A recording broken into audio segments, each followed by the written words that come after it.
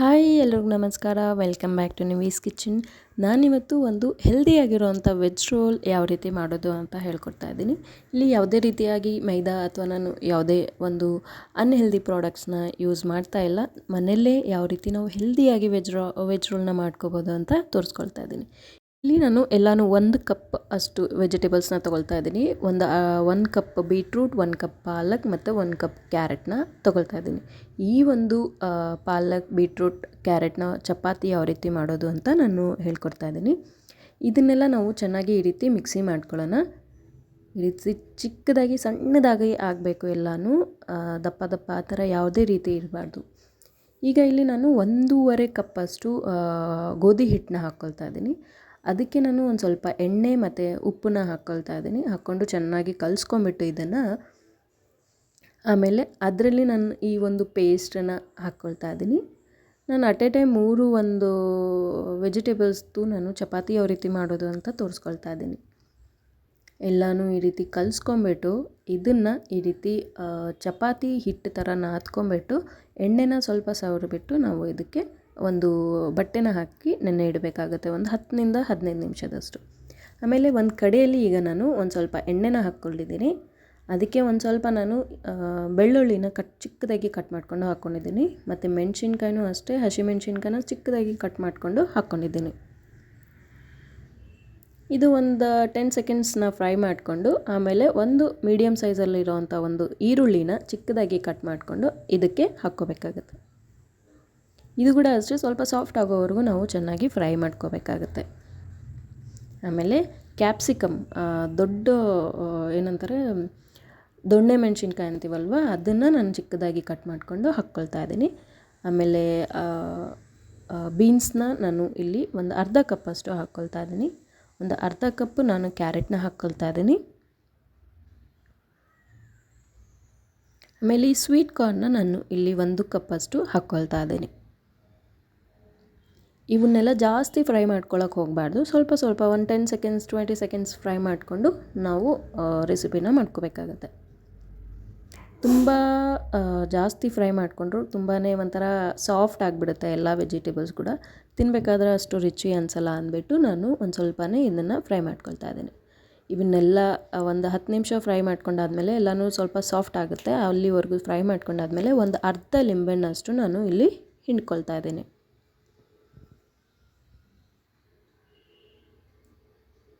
ಆಮೇಲೆ ಕೊತ್ತಂಬರಿ ಸೊಪ್ಪನ್ನ ನಾನು ಇಲ್ಲಿ ಒಂದು ಸ್ವಲ್ಪ ಹಾಕ್ಕೊಳ್ತಾ ಇದ್ದೀನಿ. ಎಲ್ಲನೂ ಚೆನ್ನಾಗಿ ಮಿಕ್ಸ್ ಮಾಡ್ಕೊಳ್ಳಿ. ಇಲ್ಲಿ ನಾನು ವೆಜ್ ರೋಲ್ ಮಸಾಲ ಪೌಡರ್ನ ಹಾಕ್ಕೊಳ್ತಾ ಇದ್ದೀನಿ, 1-2 ಟೇಬಲ್ ಸ್ಪೂನಷ್ಟು. ಇದ್ರದ್ದು ಒಂದು ನಾನು ರೆಸಿಪಿನ ನಾನು ಡಿಸ್ಕ್ರಿಪ್ಷನ್ ಬಾಕ್ಸಲ್ಲಿ ಹಾಕಿದ್ದೀನಿ. ಅಲ್ಲಿ ಹೋಗಿಬಿಟ್ಟು ಯಾವ ರೀತಿ ಈ ಮಸಾಲಾನ ತಯಾರು ಮಾಡ್ಕೋಬೇಕು ಅಂತ ನೋಡ್ಕೊಳ್ಳಿ. ಈಗ ಇಲ್ಲಿ ನಾನು 1 ಕಪ್ಪಷ್ಟು 100 ಗ್ರಾಮಷ್ಟು ಪನ್ನೀರನ್ನ ಹಾಕ್ಕೊಳ್ತಾ ಇದ್ದೀನಿ. ಆಮೇಲೆ ಕ್ಯಾಬೇಜ್ನ ಈ ಥರ ಉದ್ದುದ್ದಕ್ಕೆ ಕಟ್ ಮಾಡಿಕೊಂಡು ಇದಕ್ಕೆ ಹಾಕ್ಕೊಳ್ತಾ ಇದ್ದೀನಿ.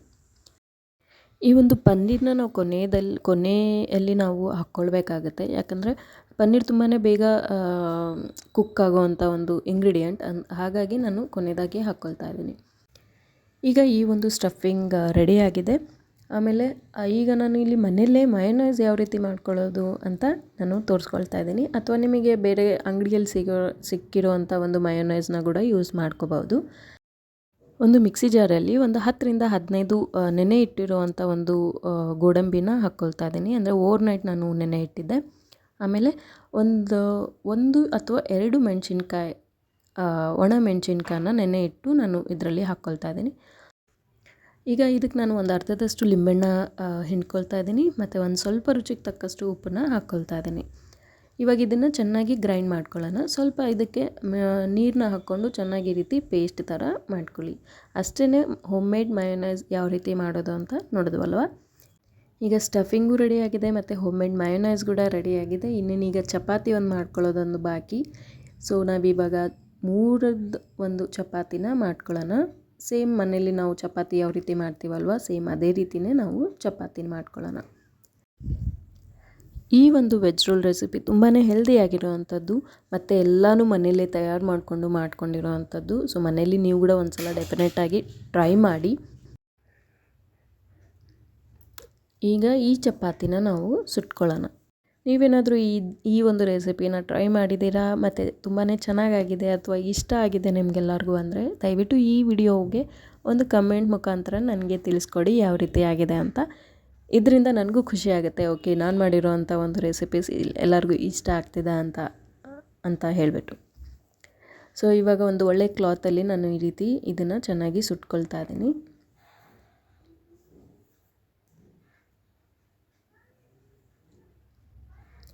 ಈ ಒಂದು ಚಪಾತಿ, ಈ ಪಾಲಕ್ ಮತ್ತು ಕ್ಯಾರೆಟ್ ಬೀಟ್ರೂಟ್ ಚಪಾತಿ ನಾರ್ಮಲಾಗಿ ನೀವು ಚಪಾತಿ ಮಾಡೋದಕ್ಕಿಂತ ಈ ರೀತಿ ಮಿಕ್ಸ್ ಮಾಡಿಕೊಂಡು ಮಾಡಿ ಬೇರೆ ಯಾವುದೇ ಒಂದು ಕರಿ ಜೊತೆನೂ ನೀವು ಇದನ್ನು ತಿನ್ಬೋದು.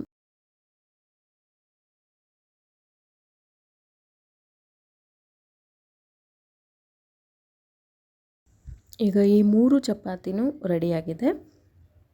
ಈಗ ಕೆಳಗಡೆ ನಾನೊಂದು ಅಲ್ಯೂಮಿನಿಯಂ ಶೀಟ್ನ ಹಾಕ್ಕೊಳ್ತಾ ಇದ್ದೀನಿ. ಹಾಕ್ಕೊಂಡು ಇದಕ್ಕೆ ಹಸಿಯಾಗಿರುವಂಥ ಒಂದು ಕ್ಯಾಬೇಜ್ನ ತುರ್ಕೊಂಡು ಹಾಕ್ಕೊಳ್ತಾ ಇದ್ದೀನಿ. ಇವಾಗ ಈ ಒಂದು ಸ್ಟಫಿಂಗ್ ಏನಿರುತ್ತಲ್ಲ ಅದನ್ನು ನಾನು ಸ್ವಲ್ಪ ಇಲ್ಲಿ ಹಾಕ್ಕೊಳ್ತಾ ಇದ್ದೀನಿ. ಕಡಿಮೆ ಅಂದರೆ ಕಡಿಮೆ ಹಾಕ್ಕೋಬೋದು ಅಥವಾ ಜಾಸ್ತಿ ಬೇಕಂದರೆ ಜಾಸ್ತಿನೂ ಹಾಕ್ಕೋಬೋದು. ಒಂದು ಸ್ವಲ್ಪ ಈರುಳ್ಳಿನ ಈ ರೀತಿ ನಾನು ಹಾಕ್ಕೊಳ್ತಾ ಇದ್ದೀನಿ. ಒಂದು 2ರಿಂದ 3 ಟೊಮೊಟೊ ಸ್ಲೈಸಸ್ನ ಹಾಕ್ಕೊಳ್ತಾ ಇದ್ದೀನಿ. ಆಮೇಲೆ ಈ ಒಂದು ಮನೇಲಿ ಮಾಡಿರುವಂಥ ಮಯೋನೈಸ್ನ ಹಾಕ್ಕೊಳ್ತಾ ಇದ್ದೀನಿ. ಒಂದು ಸ್ವಲ್ಪ ಟೊಮೊಟೊ ಸಾಸ್ನ ಇಲ್ಲಿ ನಾನು ಹಾಕ್ಕೊಳ್ತಾ ಇದ್ದೀನಿ. ಇಲ್ಲಿ ಹೊರಗಡೆ ಸಿಗುವಂಥ ಒಂದು ಮಯೋನೈಸ್ನ ಕೂಡ ಯೂಸ್ ಮಾಡ್ಕೋಬೋದು. ಇದನ್ನು ಮೆಲ್ಲಗೆ ನಾವು ಈ ರೀತಿ ಫೋಲ್ಡ್ ಮಾಡಿಕೊಂಡು ಚಪಾತಿ ಅದ್ರ ಜೊತೆಗೆ ಅಲ್ಯೂಮಿನಿಯಂ ಶೀಟ್ನ ಕೂಡ ರೋಲ್ ಮಾಡಿ ಬಿಸಿ ಬಿಸಿಯಾಗಿ ಈ ಒಂದು ವೆಜ್ ರೋಲ್ನ ನೀವು ಸರ್ವ್ ಮಾಡ್ಬೋದು. ಸೊ ನೋಡಿದ್ರಲ್ಲ ಯಾವ ರೀತಿ ಹೆಲ್ದಿಯಾಗಿ ನಾವು ಮನೆಯಲ್ಲೇ ವೆಜ್ ರೋಲ್ನ ತಯಾರು ಮಾಡ್ಕೋಬೋದು ಅಂತ ಹೇಳಿ. ನಿಮಗೆಲ್ಲ ಈ ವಿಡಿಯೋ ಏನಾದರೂ ಇಷ್ಟ ಆಗಿದರೆ ದಯವಿಟ್ಟು ನನ್ನ ಚಾನಲ್ನ ಸಬ್ಸ್ಕ್ರೈಬ್ ಮಾಡ್ಕೊಳ್ಳಿ ಮತ್ತು ಬೆಲ್ ಐಕಾನ್ ಕ್ಲಿಕ್ ಮಾಡೋದನ್ನ ಮರಿಬೇಡಿ. Thank you.